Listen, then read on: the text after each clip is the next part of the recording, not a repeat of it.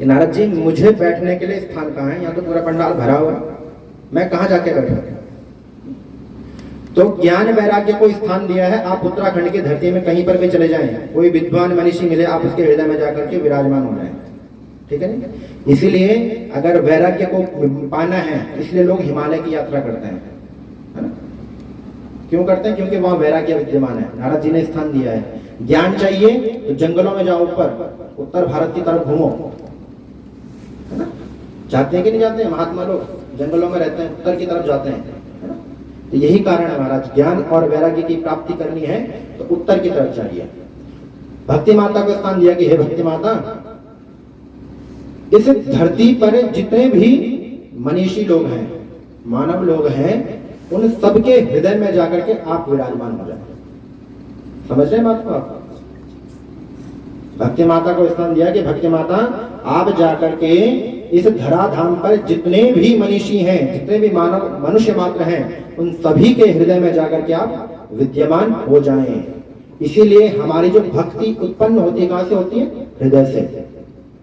जब हम किसी के बारे में कुछ बातें सुनते हैं, अच्छी बातें सुनते हैं, तो हमारा हृदय प्रसन्न होता है महाराज उसके लिए, तब जाकर के हमारे प्रीति बढ़ती है। और किसी के बारे में अगर कुछ गलत सुन लिया तो सबसे पहले द्वेष कहां से उत्पन्न होता है? हृदय से ही। निकलता कि नहीं निकलता?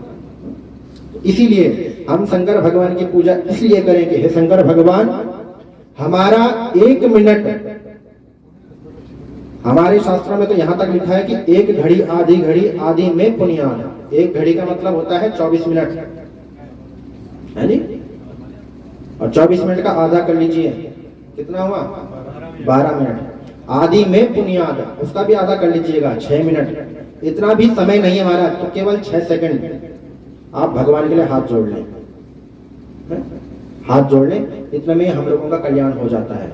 इतना शॉर्टकट बना दिया हमारे मनुष्यों ने हम लोगों के लिए, क्योंकि कलयुग है महाराज। कलयुग में समय किसी को देना बहुत कठिन है। आदमी के पास रुपया है, पैसा है, धन है, दौलत है, सब कुछ दे सकता है, लेकिन अगर किसी को बोले कि आप 5 मिनट का समय हमें दे दीजिए, बोले सोचेंगे, क्योंकि समय बहुत अनमोल है और इसी समय का हमें सदुपयोग करना है। तो शंकर भगवान की पूजा हम क्यों करते हैं? ताकि हमारे जीवन में भक्ति बनी रहे।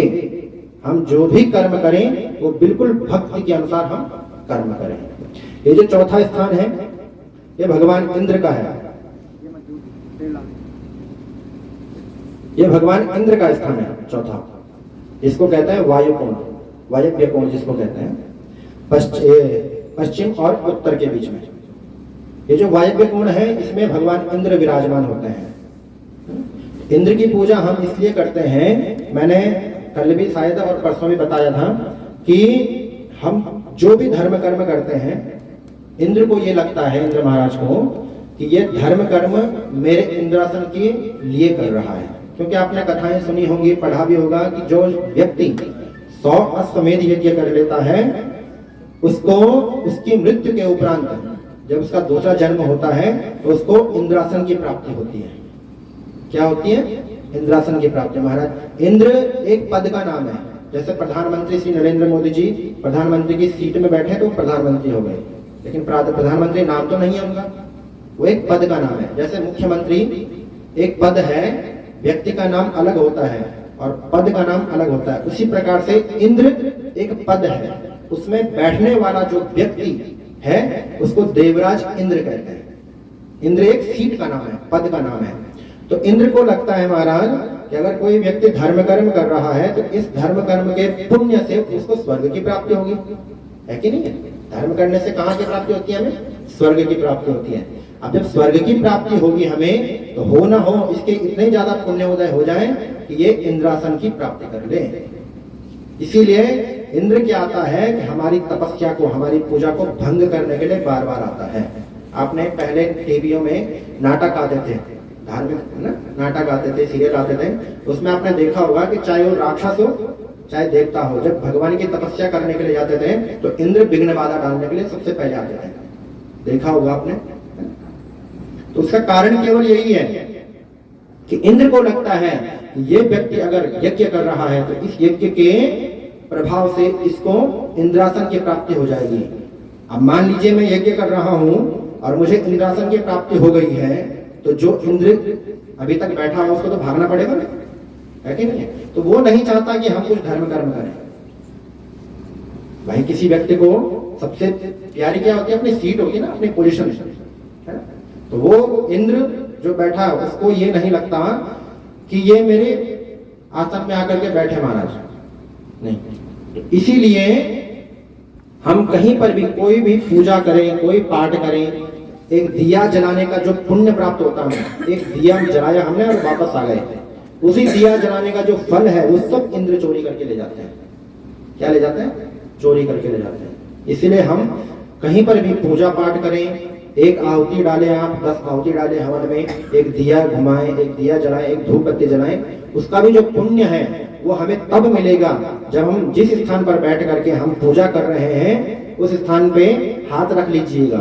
जल है तो जल गिरा दीजिए आसन के नीचे, अगर जल नहीं है तो आसन के नीचे हाथ लगाइए और ओम शक्राय नमः बोल करके माथे पर तिलक सा लगा दीजिए। समझ में आई? अगर शक्राय नमः याद ना हो तो इंद्र भगवान का कोई भी नाम ले लो। उस तिलक लगाने का मतलब ये है कि हे इंद्र भगवान, हम जो ये पूजा पाठ कर रहे हैं, ये जो धर्म कर्म कर रहे हैं, ये आपके इंद्रासन की कामना से नहीं कर रहे हैं महाराज। हम अपने स्वांतः सुखाय, अपने सुख के लिए, आंतरिक सुख के लिए हम भगवान का पूजा पाठ कर रहे हैं। हमें इंद्रासन की कोई चाहना नहीं है। तो इंद्र महाराज प्रसन्न हो जाते हैं कि भाई ठीक है। और फिर देवताओं का राजा है महाराज। कहते हैं भगवान ब्रह्मा, विष्णु और शंकर सबसे बड़े देवता है ना, तीनों मानते हैं आप लोग, है ना? लेकिन इनसे भी जो बड़ा है वो देवराज इंद्र है, क्योंकि उनका भी राजा है। ब्रह्मा, विष्णु और शंकर को अगर देवराज इंद्र ने कोई आज्ञा दे दी कि आपको ये करना है तो करना पड़ेगा महाराज, क्योंकि राजा है ना? अब राजा की आज्ञा तो माननी पड़ेगी। इसलिए अगर ये देवराज इंद्र की हम पूजा करते हैं, एक तो हमारे यज्ञ में किसी प्रकार की विघ्न बाधाएं नहीं आती, दूसरी बात हमें ये गारंटी हो जाती है कि इस यज्ञ का जितना भी फल है ये सब हमें ही मिलेगा, इंद्र चोरी करके नहीं ले जाएंगे, क्योंकि वो प्रत्यक्ष दर्शन कर रहे हैं पूजा के। ठीक है जी। तो ये जो प्रथम स्थान ये किसका है? हाँ जी, ब्रह्मा जी का। दूसरा स्थान विष्णु जी का, तीसरा शंकर भगवान का, और ये चौथा इंद्र जी का। इन चारों का आपने ध्यान करना है और यज्ञ की रक्षा के लिए, यज्ञ की सिद्धि के लिए प्रार्थना करनी है। अब ये जो वेदी है इसमें देख रहे होंगे आपकी अलग अलग रंगों से हमने बनाया है। इसको कहते हैं सर्वतोभद्र, इसका नाम है सर्वतोभद्र। हम लोग आपको बोलने के लिए कहते हैं ना, तो उस बोलने का रीजन ये है, अगर आप लोग भी बोलेंगे, कहते हैं हमारे मुख से अगर कोई पवित्र नाम निकल गया तो हमारा कल्याण हो जाएगा। जैसे कि कल आपने व्यास जी के मुख से सुना होगा कि 24 घंटे में एक न एक बार व्यक्ति सत्य बोलता है। कल की कथा में सुना था आपने, आप लोग तो भूल गए शायद, याद? हाँ।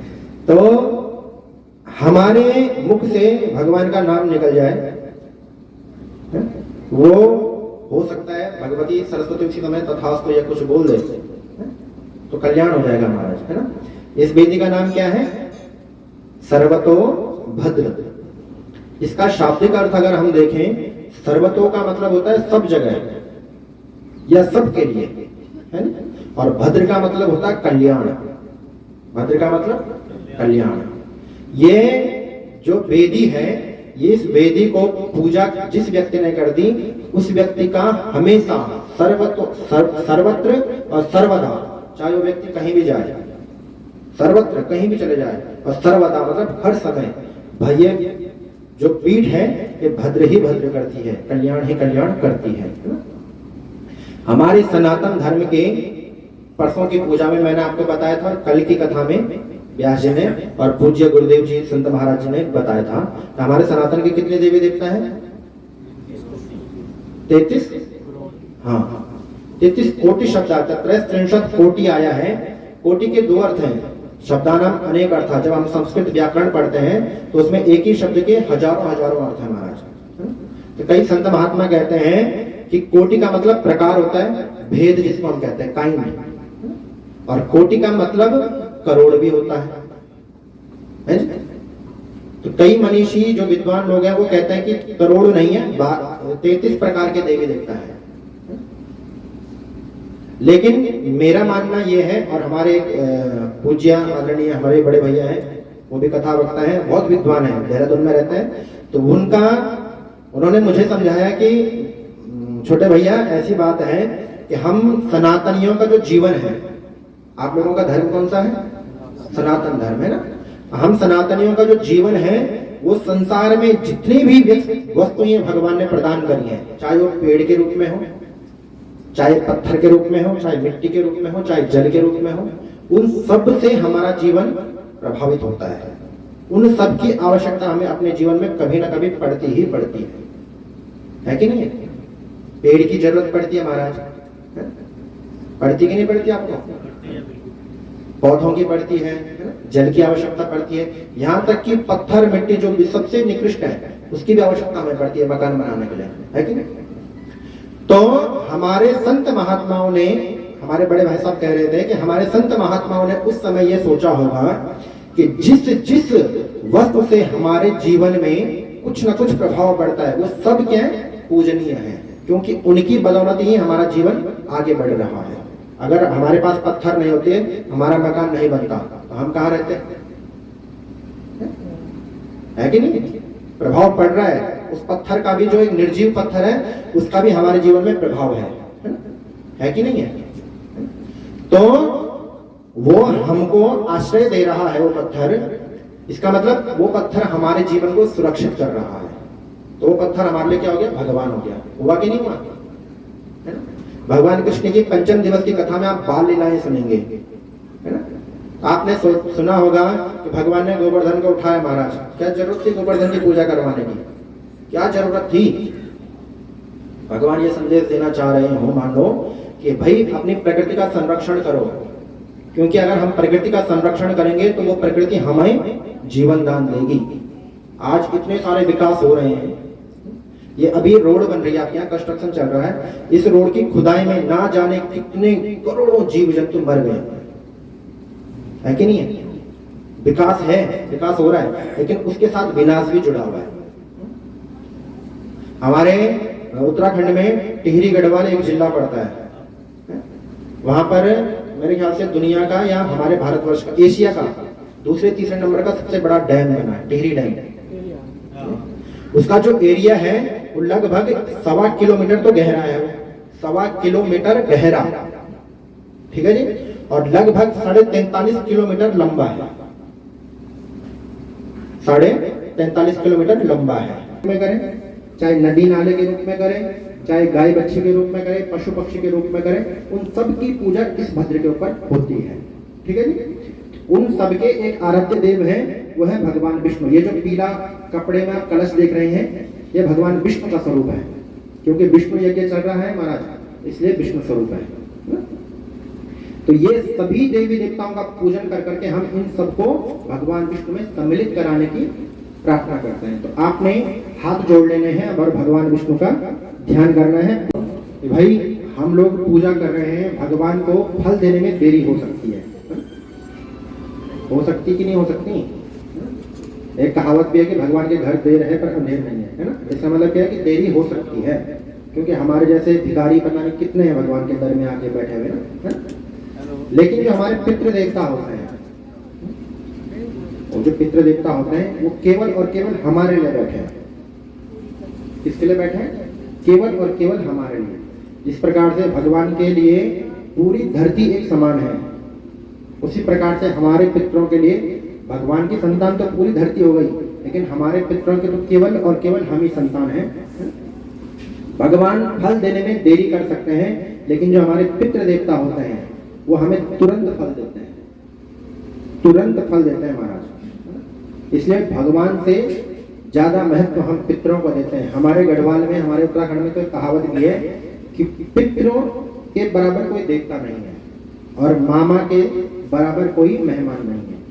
हमारे जो मामा जी होते हैं, हमारी माता के बहन, उनके बराबर हम किसी को मानते ही नहीं महाराज। अगर वो भी और राष्ट्रपति भी इकट्ठे आ जाए तो राष्ट्रपति फेल है उनके आगे।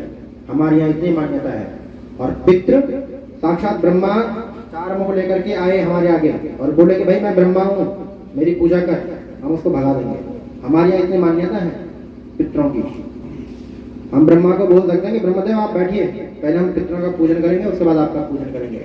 इतनी मान्यता है हमारे यहाँ, हमारे गढ़वाल में, उत्तराखंड में, है ना। तो देवता हमें देने में देरी कर सकते हैं महाराज, लेकिन पितृ हमें बिल्कुल तत्क्षण फल दे देते हैं। साधारण सी भाषा में आप समझे, आपका बच्चा आपके सामने कुछ जिद कर रहा है, तो आप उसको शांत करने के लिए क्या कुछ ना कुछ उसको तुरंत दे देंगे, भाई ये ले जा पूजा, दिमाग खराब मत कर, यही तो कहते हैं। ऐसे ही हमारे, जब हम एक साधारण से व्यक्ति अपने बच्चे को नाराज नहीं कर सकते हैं, तो वो जो पितृ देव रूप में बैठ करके देवताओं के स्थान पर बैठे हुए हैं, तो क्या हमें नाराज कर सकते हैं? भगवान को आने में देरी हो सकती है महाराज, लेकिन पितृ को आने में कभी देरी नहीं होती। इसलिए पितरों का पूजन हमेशा करते रहिए।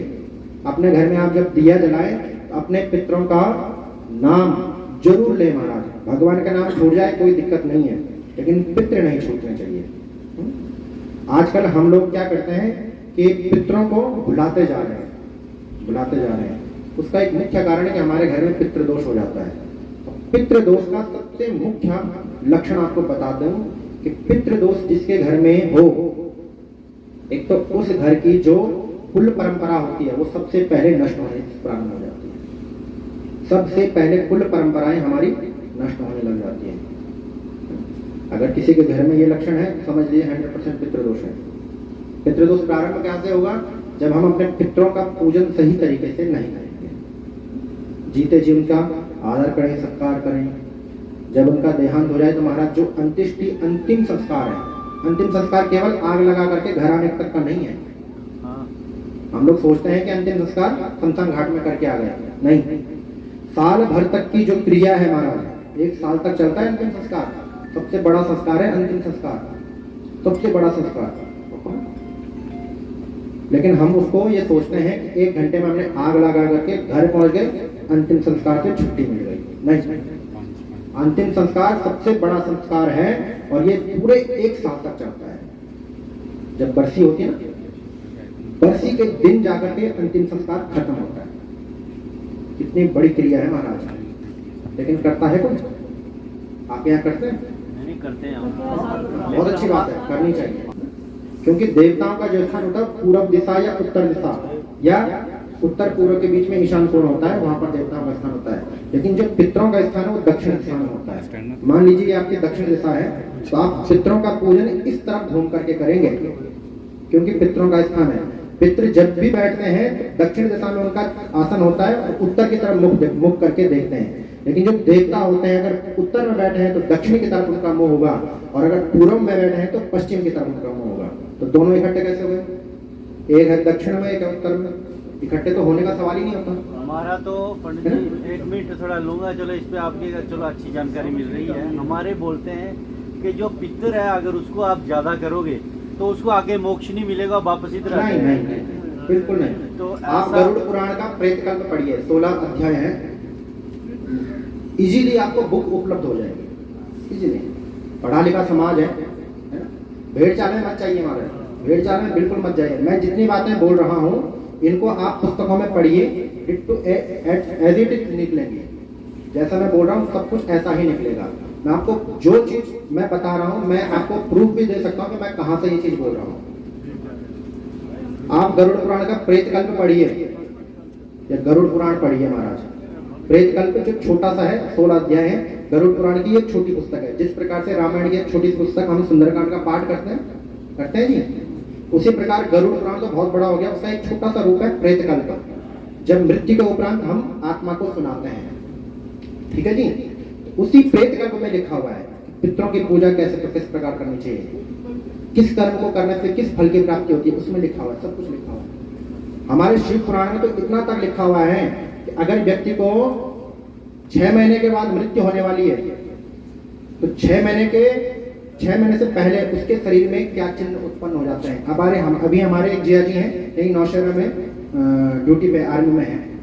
तो उनके जब पिताजी, हमारे ससुर जी, हमारी बहन के ससुर रहते हैं, वो जब बीमार हुए तो उनकी आंखों के जो भौं है ना, ये जो बाल होते हैं, भौं कहते हैं, आईब्रो, इसके जो बाल होते हैं वो उनको अपनी आंखों से दिखाई देने लगे। मान लीजिए मैं अपनी आईब्रो को अपनी आंखों से देख पा रहा हूं तो 100% 6 महीने के अंदर मेरी मृत्यु हो जाएगी। 100% कोई नहीं काट सकता उसको। आप बाल को काट सकते हैं कैंची से, लेकिन मृत्यु को नहीं रोक सकते। 100% शिव पुराण में वर्णन है इसका, और हमने प्रूफ देखा है महाराज। अभी पिछले महीने उनकी डेथ हो गई। तो हमारे शास्त्रों में जो कुछ लिखा है, बस क्या है कि हम लोग ना भेड़ चाल में चढ़ रहे हैं। मैंने परसों में बताया कि हम अगर पुष्प ऐसा चढ़ा रहे हैं, पीछे वाला जो व्यक्ति है ना, वो भी पुष्प वैसा ही चढ़ाएगा, वो रीजन नहीं देखेगा कि इसने ऐसा क्यों चढ़ाया। हम लोग भगवान शिव जी के मंदिर में जाकर के नारियल चढ़ा रहे हैं, किसी पंडित जी ने मान लीजिए हमें बोला कि भाई आप 11 नारियल शिव जी के मंदिर में चढ़ाइए, ठीक है जी। अब मान लीजिए कि सोमवार का दिन है, शिव जी के मंदिर में बहुत भीड़ हो रखी है ना? सब लोगों ने देखा कि फलाने पंडित जी ने आकर के शिव जी को 11 नारियल चढ़ाए, है ना? तो अगले सोमवार को अगर इस सोमवार को 10 व्यक्ति खड़े हैं वहां पर, अगले सोमवार को मेरे साथ में 2-3 और हो जाएंगे 11 नारियल चढ़ाने वाले।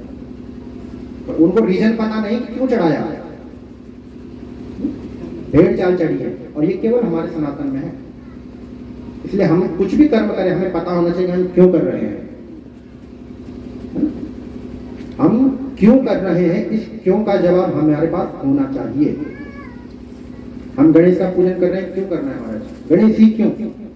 इतने सारे देवी देवता हैं, देवताओं का जो सबसे बड़ा राजा है इंद्र, उसकी पूजा करो पहले, क्योंकि राजा है महाराज, है कि नहीं है? कर सकते हैं ना, लेकिन गणेश ही क्यों? अंतिम में भगवान विष्णु का ही पूजन क्यों कर रहे हैं हम यहाँ पे? कारण है, हमें कारण का पता होना चाहिए। हम जो ये क्यों लगाते हैं, उस क्यों का हमें ज्ञान होना चाहिए, ठीक है।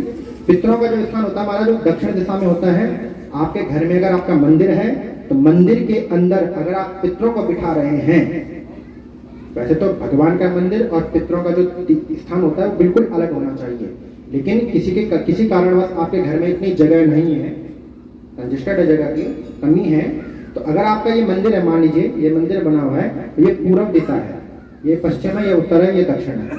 अगर भगवान की मूर्ति यहाँ से, जैसे हमारे ये नारायण भगवान आपकी तरफ मुंह कर करके बैठे हैं, ठीक है नी, तो पितरों का स्थान, पितरों की फोटो आप इस दिशा में दीवार पर लगा दीजिए, देवताओं को स्पर्श करे बिना, टच नहीं होनी चाहिए देवताओं के स्थान पे।